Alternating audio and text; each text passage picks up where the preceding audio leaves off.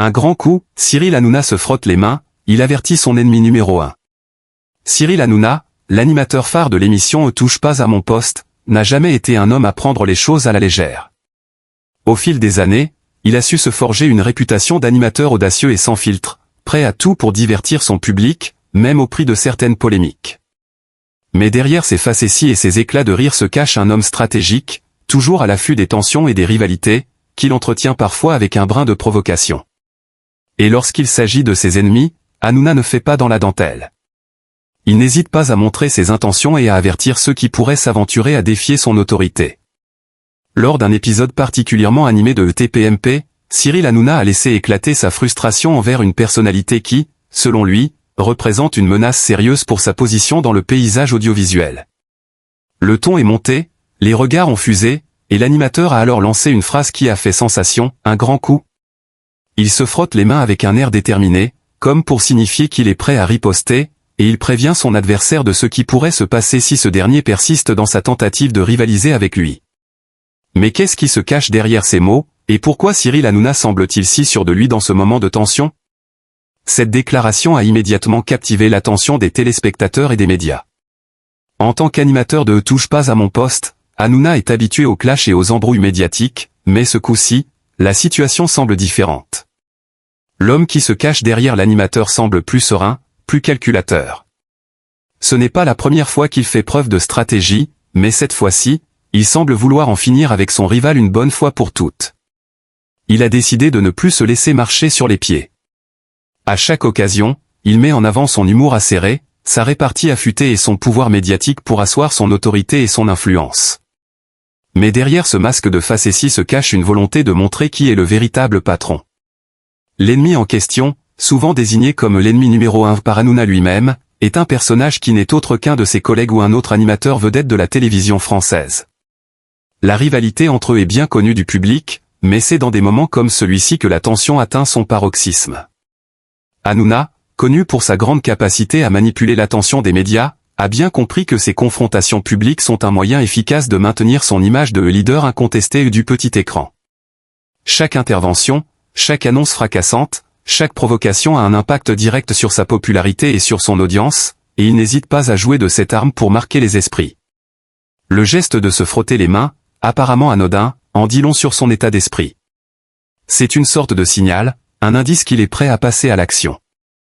Pour Hanouna, cette compétition n'est pas seulement une affaire de médias ou de carrière, il s'agit de marquer un territoire, de ne pas céder face à une montée en puissance d'un autre animateur.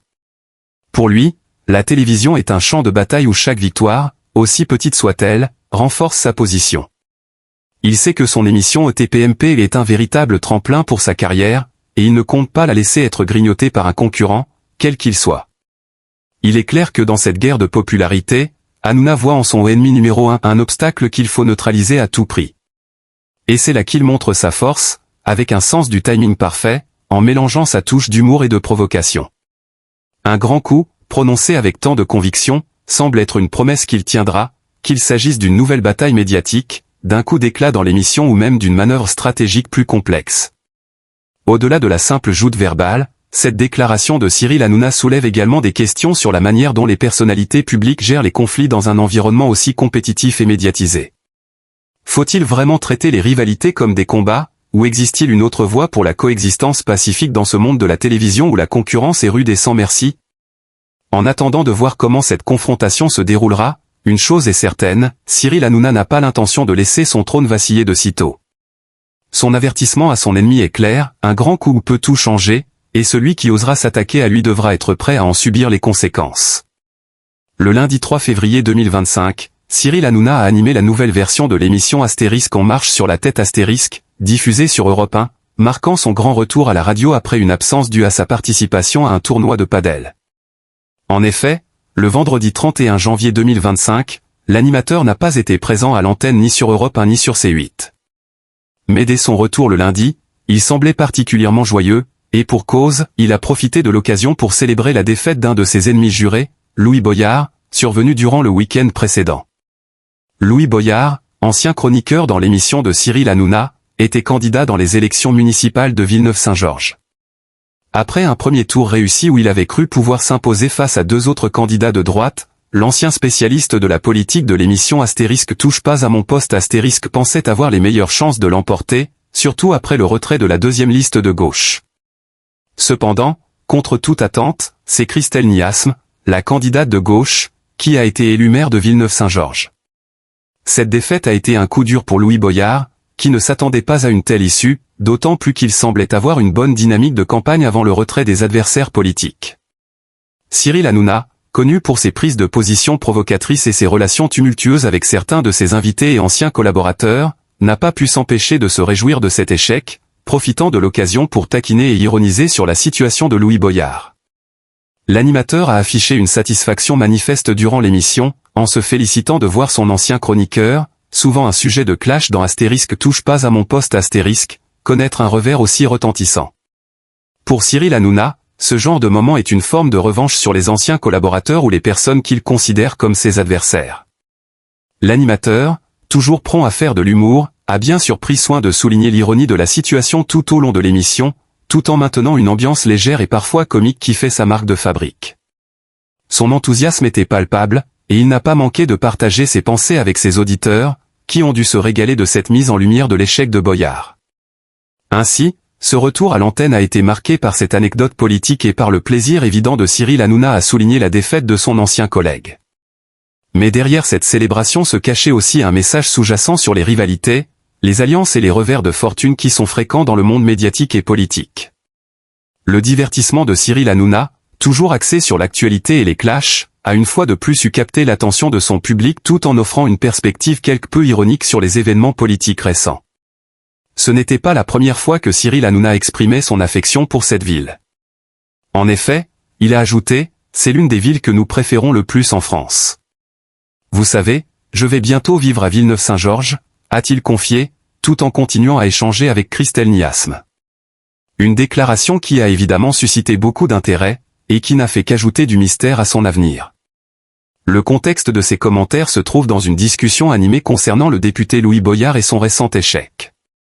Pour Cyril Hanouna, ce genre de saison médiatique est une occasion de revenir sur les événements en cours, tout en mettant en lumière certaines personnes qu'il juge dignes d'attention, qu'elles soient des figures politiques ou des personnalités publiques. Le programme de Hanouna, toujours aussi populaire, ne manque pas de créer des discussions publiques et de tordre la réalité à sa manière. En abordant Villeneuve-Saint-Georges et en y associant le nom de Louis Boyard, il est réussi à donner à cette ville une nouvelle dimension dans l'esprit de ses auditeurs et téléspectateurs. Cependant, son enthousiasme à l'idée de déménager à Villeneuve-Saint-Georges n'a pas manqué d'intriguer davantage. Il s'agit là d'un virage personnel, mais aussi professionnel, pour l'animateur qui semble vouloir se rapprocher de cette localité qui fait désormais partie de son discours médiatique. Dans cette même émission, Hanouna n'a pas caché sa joie face à l'échec de Louis Boyard. Une situation qui a sans doute alimenté ses réflexions et ses échanges sur l'antenne, renforçant le ton parfois acerbe de ses interventions. Le choix de Villeneuve-Saint-Georges n'est donc pas seulement une décision personnelle, mais aussi un clin d'œil à une forme de rebondissement médiatique, une manière de souligner son propre positionnement face à des figures publiques qui suscitent l'attention. Les habitants de cette ville, mais aussi ses nombreux fans, attendent probablement de voir comment cette nouvelle étape dans la vie de Cyril Hanouna va influencer son travail à l'antenne. Il est clair que Cyril Hanouna ne craint pas de faire parler de lui, que ce soit à travers ses émissions, ses invités ou ses projets personnels.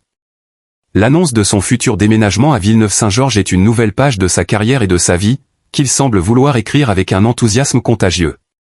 Pour le moment, tout reste à découvrir, mais les regards seront tournés vers lui, à la fois pour voir comment il s'intégrera dans cette ville et poursuivre ses nouvelles interventions publiques.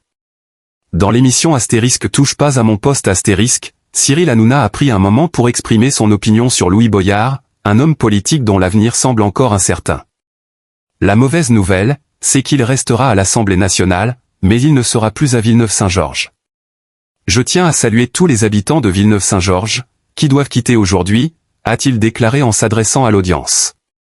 Hanouna a rapidement enchaîné avec une touche d'humour pour dépeindre la situation.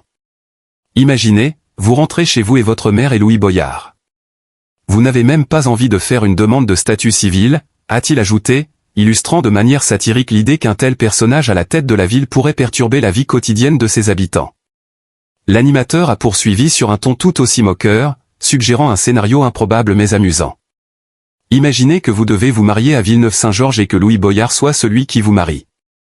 Une blague qui a fait réagir le public, témoignant de la tension et de l'humour qui ponctuent souvent les échanges dans l'émission. À l'heure où Louis Boyard semble s'éloigner de sa ville d'origine, Cyril Hanouna n'a pas manqué de remettre en question l'avenir de l'homme politique dans un ton acerbe mais toujours divertissant. Louis Boyard n'est plus à Villeneuve-Saint-Georges, où sera-t-il? En tout cas, une chose est sûre, Louis Boyard est en train de fêter son échec dans un bar, a-t-il conclu, ajoutant une note de dérision à la situation. Enfin, avec un dernier clin d'œil à l'audience et un humour pince sans rire, Cyril Hanouna a adressé un message à Boyard, tout en maintenant son ton léger et sarcastique, « Louis, si tu nous regardes, sache que nous ne sommes pas avec toi. » Ces paroles ont mis fin à une séquence pleine d'humour, mais aussi de critiques subtiles, qui n'ont pas manqué de susciter l'intérêt et les débats sur la situation politique et personnelle de Louis Boyard.